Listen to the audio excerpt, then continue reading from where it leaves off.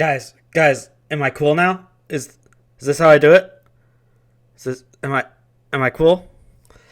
Welcome to Picking Bones, guys. Today we're gonna talk about the All-Seeing Eye. Why people do that stupid stuff in all sorts of media and advertisements. So let's jump right into it. I've been watching the show Picard lately. Here he is. He's back. Captain Jean-Luc Picard, leading us in a new Star Trek show. And, they've been really blatant with the Illuminati symbolism in this show. I noticed this. It's kind of like tarot cards for one of the races. I think it's the Romulans. And, you've got the All-Seeing Eye there. And later in the scene, as you can see, these cards are being laid out on a glass table here. And later in the scene, we get, a shot where her eye is centered at the top of the triangle. Yes, very subtle here. And at the start of the next episode, we see the cards again.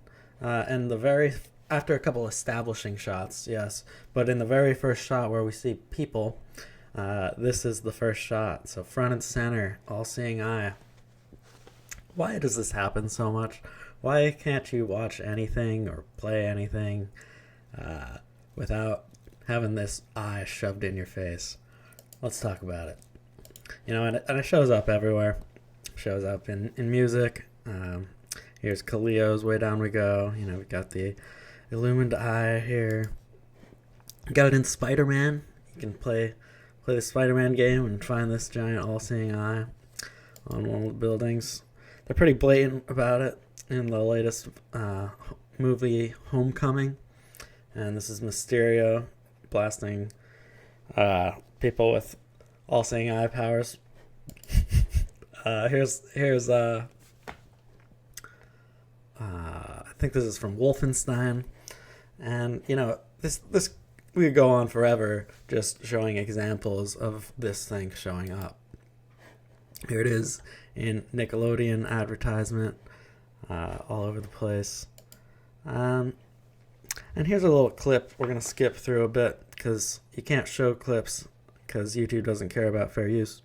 So, this is a Tom and Jerry clip, so a kid's cartoon. And let's see the kind of stuff that they're putting in the kids for the cartoon, the cartoons for the kids. Good English. All right, and you see, so they're visiting some Hollywood executives in this episode, and you see he's got an all-seeing eye, kind of pyramid statue sitting on his desk. Here it is. And he uses this to contact the president of Hollywood. When they do so, they put on their all-seeing eye caps. And then they go over to basically bow down to the president of Hollywood, who reveals himself as this demonic figure.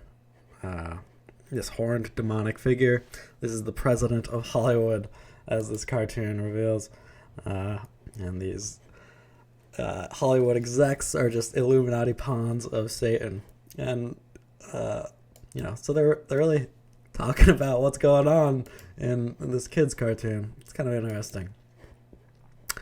And here's Madonna, classic Illuminati propaganda mistress.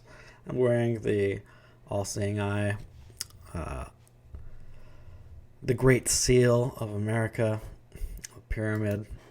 And we're not going to be so focused on the Great Seal itself, but it's obviously connected to this topic. The All-Seeing Eye is certainly one of the more important symbols on the Great Seal. But there's all sorts of symbolism loaded up in this pyramid and all over the seal and the dollar bill. And the All-Seeing Eye, as it's very important to groups like the Freemasons and other occultic groups. This is George Washington's Masonic apron. I believe it was given to him by the Marquis de Lafayette. And you see the All-Seeing Eye prominently displayed in the center there.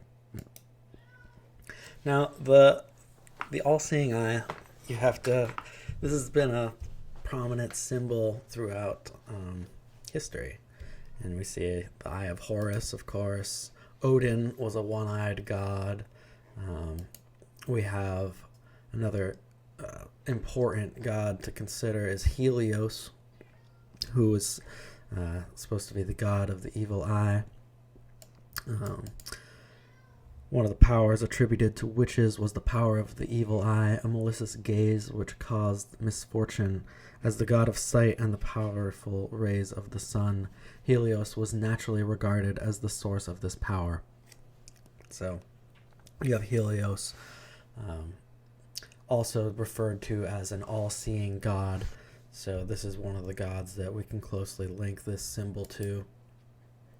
Now, when you consider the all-seeing eye in Islam, it's quite interesting to consider that their kind of antichrist type figure, this ultimate enemy figure, is called the Dajjal, and he is a one-eyed, false messiah that comes along in their end times prophecies.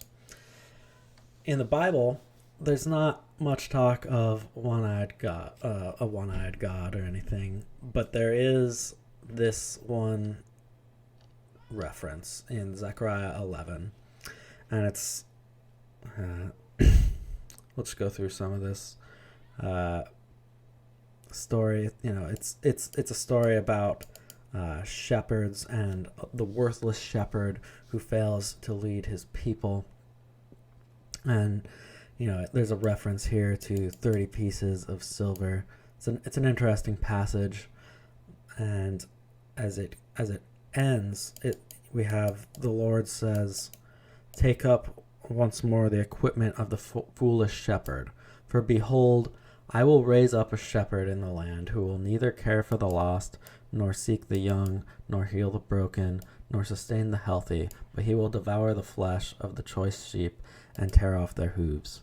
Woe to the worthless shepherd who deserts the flock. May a sword strike his arm and his right eye. May his arm be completely withered and his right eye be utterly blinded." This is the only reference, I believe, to one eye in the Bible, and it is to this false shepherd who fails to lead the people properly. And I don't know if this is supposed to be a direct reference to the Antichrist, who, but there's a strong case to be made for that. This is the false shepherd. It's interesting to consider, but I don't know if this is we can use this as a direct prophecy talking about this topic or not, but it's an interesting thing to consider. So let's look at what some of the Masons and occultists have to say about the All-Seeing Eye. This is from Mackey's Encyclopedia of Freemasonry. And in the section where he talks about the All-Seeing Eye, he says it's an important symbol of the Supreme Being, borrowed by Freemasons from the nations of antiquity. He talks about how different groups used this symbol. He mentions Osiris, obviously Egyptian lore. Uses the eye prominently. He says the all-seeing eye may then be considered as a symbol of God manifested in his omnipresence, his guardian and preserving character, to which Solomon alludes in the book of Proverbs, where he says, "The eyes of the Lord are in every place, beholding," or as in the Revised Version, "keeping watch upon the evil and the good." It is a symbol of the omnipresent deity. So, this is what he's focused on. He says that this is a symbol of God. But to the Masonic concept of God is certainly not the same as the Christian concept of God. And that's why he's referencing Osiris and some of these other gods as well, because they certainly do not believe in the same God, as we'll see in some of these other texts coming up. So this is from The Secret Teachings of All Ages next. This is one of Manly Palmer Hall's work. works. And let's see what he says about the pyramid.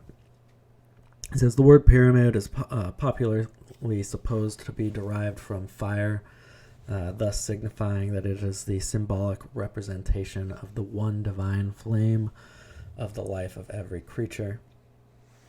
We know that the divine flame is an important symbol in the occult. It is the light of Prometheus. It is the light of Lucifer that has been given to man. The initiates of old accepted the pyramid form as the ideal symbol for both the secret doctrine and those institutions established for its dissemination. Both pyramids and mounds are antitypes of the holy mountain or high place of God, which was believed to stand in the midst of the earth. So it is an antitype of the holy mountain of God. That's an interesting thing to consider. And I immediately thought of the Tower of Babel when I heard him say this. And he goes on to reference that. So he says, the Gnostics, writes Albert Pike, claimed that the whole edifice of their science rested on a square whose angles were silence, profundity, intelligence, and truth, from Morals and Dogma.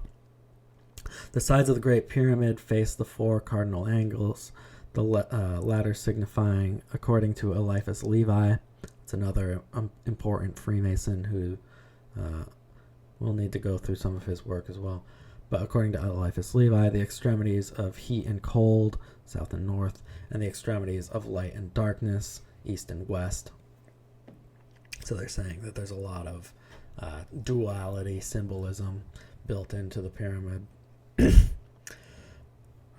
Through the mystic passageways and chambers of the Great Pyramid, past the illumined of antiquity, they entered its portals as men, and they came forth as gods. It was the place of the second birth, kind of a false baptism. And this is ultimately what Masonry and much of these occult teachings are centered around, is the deification of man.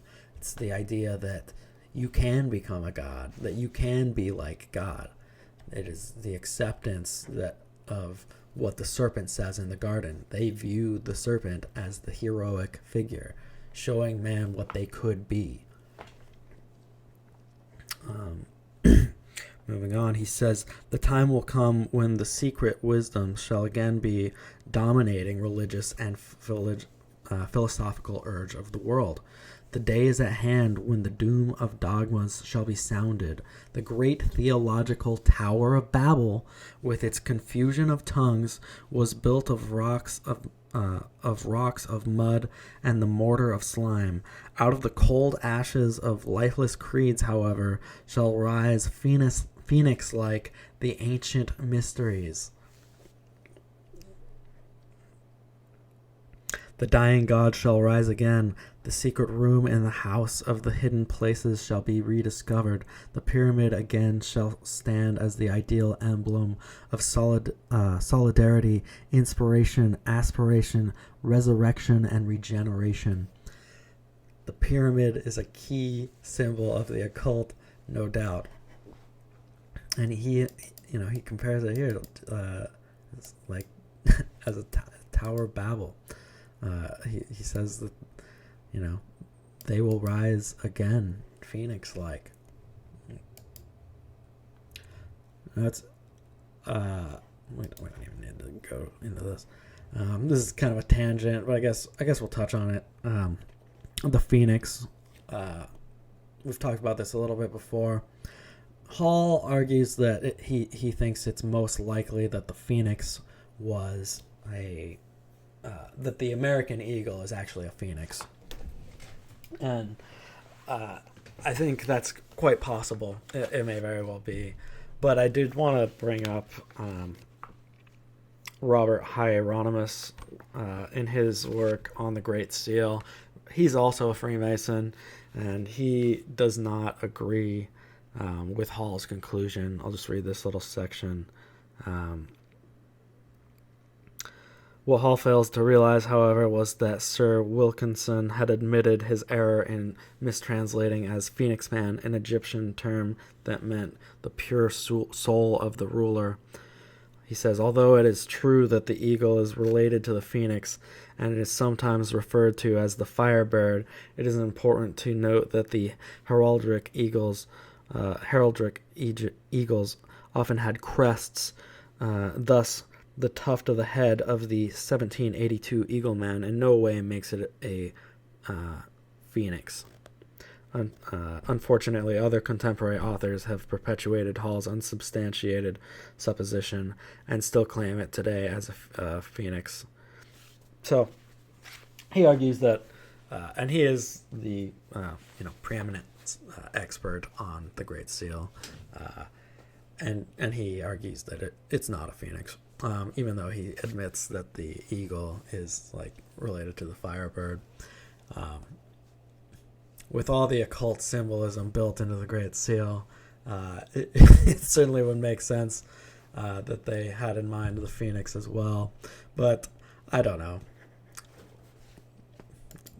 There we go. That was a nice little tangent for us. Okay, moving on back to the meat of the story. So he references here after saying, how the pyramid is a symbol of the revival of the mysteries, and that they will rise again, phoenix-like. He says, the dying god shall rise again. The secret room in the house of hidden places shall be blah, blah, blah. But the dying god, this is a very important concept, and this is where we'll really understand the Masonic conception of God. And so this is later in the book where he talks specifically about the dying God. And, I've talked about this a number of times on the channel. We're not going to go too deep into this in this video, but it is important to understanding, Masonic symbolism and what their deepest teachings are all about. So he says in Ezekiel 8:14, it is written that women were weeping for Tammuz, Adonis, at the north gate of the Lord's house in Jerusalem. This is true, but it's explicitly condemning what's happening. That passage is going through all the blasphemous things that are occurring in the temple, including this weeping for Tammuz.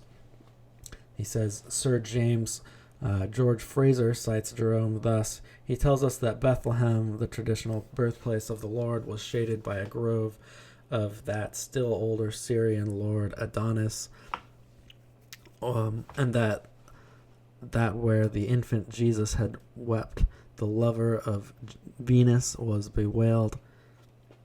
The effigy of a wild boar is said to have been set over the gates of Jerusalem in honor of Adonis, and his rites celebrated at the grotto of the Nativity of Bethlehem. Adonis, as the gourd or god man, is one of the keys to Sir Francis Bacon's use of the wild boar in his cryptic symbolism. Adonis was originally an androgynous deity who represented the solar power, which in the winter was destroyed by the evil principle of cold, the boar. After 3 months in the tomb, Adonis rose triumphant on the 25th day of March amidst the acclamation of his priests and followers. He is risen. Adonis was born out of the myrrh tree. Myrrh, the symbol of death, because it is of its connection with the process of embalming, was one of the gifts brought to the three magi to the manger of Jesus. That was a lot there, but I wanted to read that all because it really does paint a picture of kind of how the Masons treat religion.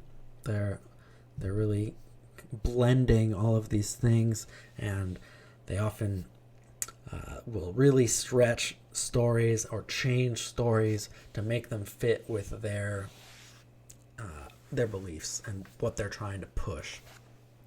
And so, they would say that Jesus is just another one of these dying gods, that he and Tammuz represent the same dying god, whereas I would say a biblical Christian perspective is that Tammuz is a type of the Antichrist, and he is nothing like Christ. He is the opposition to Christ, and we see in Revelation with the prophecies of the Antichrist, it specifically talks about how the Antichrist will be struck down and come back.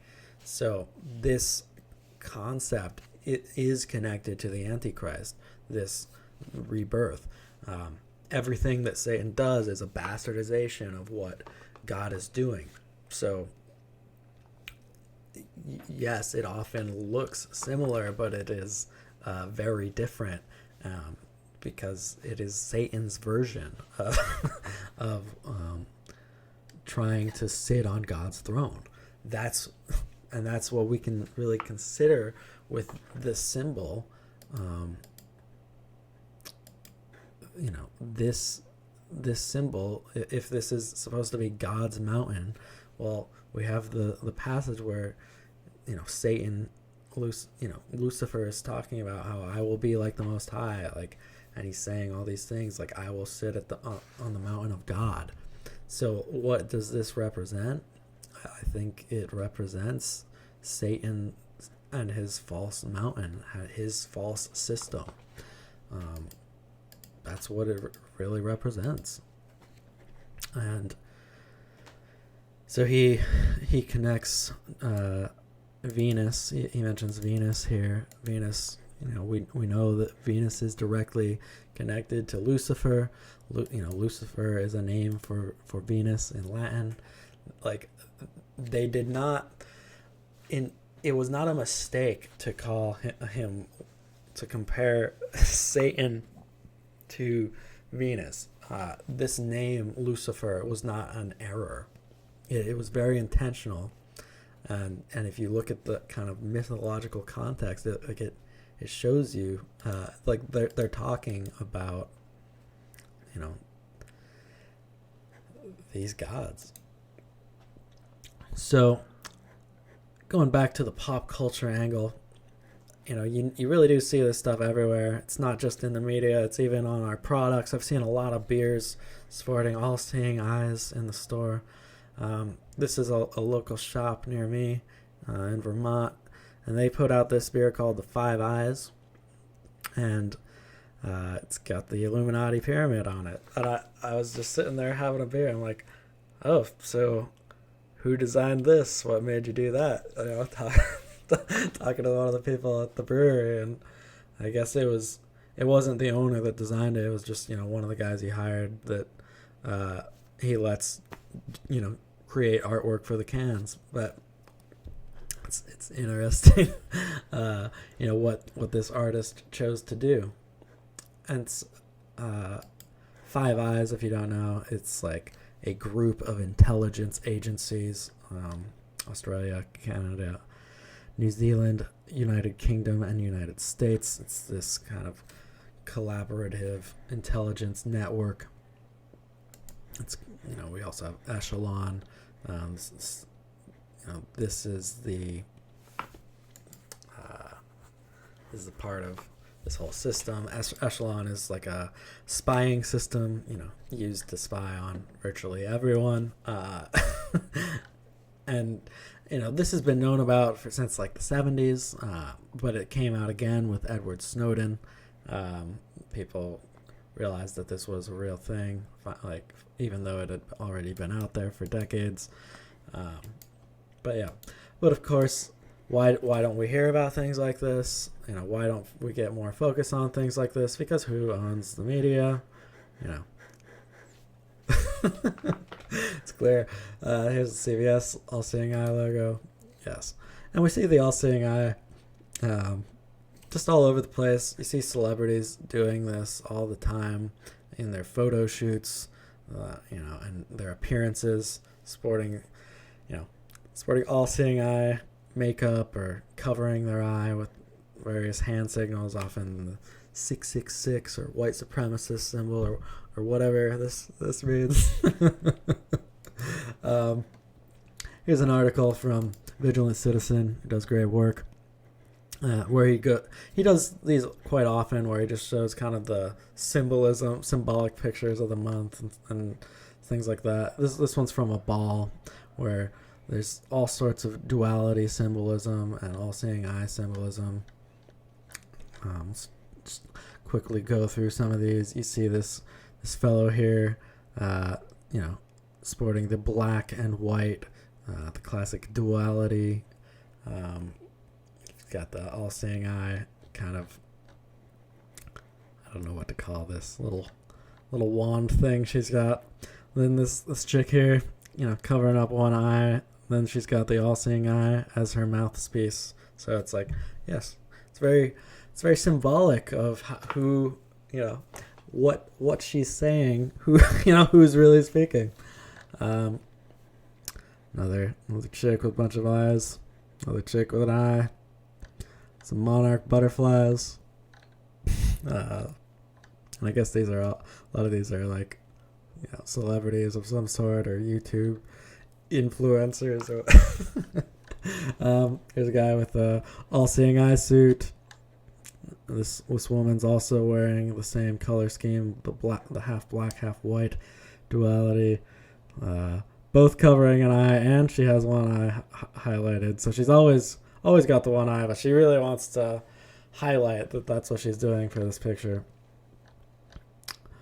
Some gimp in a all-seeing eye mask. Yeah, okay, that's enough. So why is this everywhere? Like, how does this actually happen? I think we can consider guys like Terry Richardson. He's a good example of kind of how this might happen when considering this stuff. And he's got photo shoots with all sorts of celebrities, like known pedophile Woody Allen, James Franco, Paris Hilton. It's Adam Driver driving a lightsaber through his balls. He's often got super depraved artwork, photography, and blatantly satanic stuff. This photo's from a shoot he did, where the models, there's like goats and sacrifice and stuff. Also in this photo shoot, I believe, there's a lot of weird stuff in it. She's got this upside down pentagram on her forehead. The colors, the order is not the same of these colors, but it is the same 5 colors as the Order of the Eastern Star, which is like a kind of female branch of Freemasonry. Now, Terry Richardson, so he's working the occult and all sorts of stuff into his photo shoots all the time. And here he is with Jared Leto, and Jared's making the all-seeing eye symbol, of course. And here he is with Jared Leto again, and he's doing the same thing. And here they are together, and he's not doing it over his eye this time, but he's once again making this hand gesture. Really seems to go out of his way to to make this symbol, make this gesture, let you know who's controlling him, what he's all about. And this guy, he actually started his own cult, I believe. And he's just like, he's a maniac, depraved, degenerate Hollywood type. So I think that,